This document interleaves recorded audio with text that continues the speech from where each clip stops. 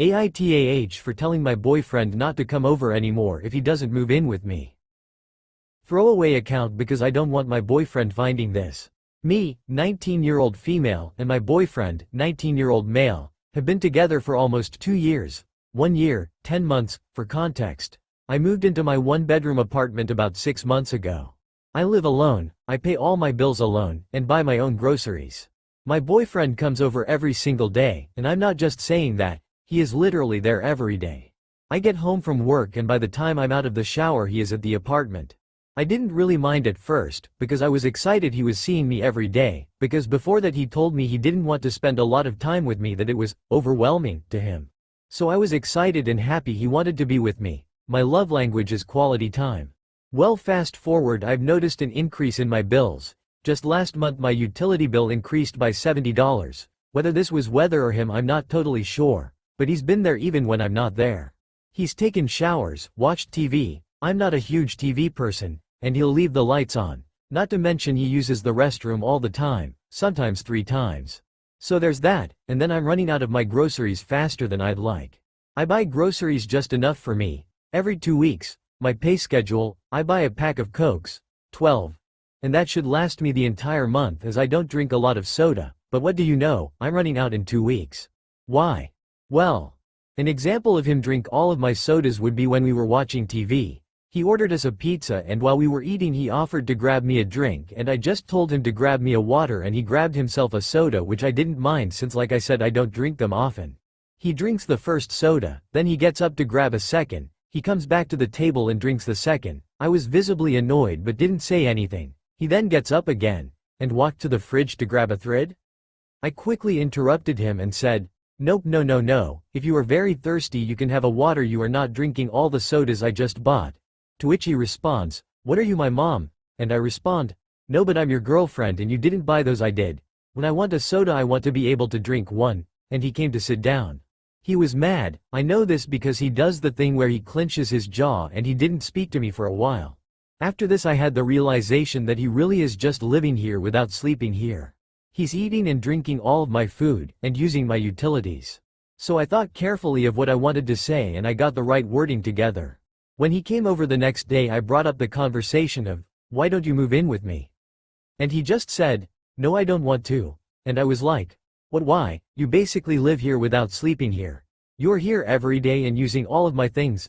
I know I shouldn't have snapped like that, but that just completely threw me off.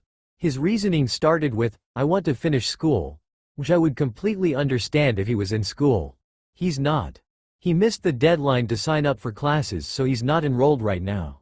Which I reminded him of. His next reason was, "I don't want to live in an apartment, I want to live in a house." So I then said, "We are 19. We aren't established and don't have money put back for a house. You have to be realistic. We can eventually get a house, but an apartment is a part of that step." And then he responded with, "I just don't want to move out, I like having no responsibilities." This was finally the real answer. I told him since he didn't want to move out and help me then he can't come over every day, and we'll have to hang out at his house more often. It's been a week since this conversation and he's still coming over every day and I don't know what to do. I love his company but I can't afford it. I still can't really wrap my head around his answer and I'm trying to respect it, but part of me wonders if it was someone else would he want to live with them, would he support them? Or does he just not see a future with me? I'm not sure what to do, any advice is appreciated. Edit. I put it into paragraphs. I'm sorry everyone, I didn't know how this worked. Everyone is asking about the key. When I made a copy of my key he was with me and suggested he should have one for emergencies. So I made him a copy too. He also has no responsibilities, his mom pays for his car and gas and clothes. I'm taking everyone's comments into consideration and it's opening my eyes a lot. I'm going to try to have the conversation again tonight and I'll update when we talked. #update. I'm not sure if I update here or what to do really. We talked. This also just happened so I'm mentally drained, so I'm sorry if this update isn't the best.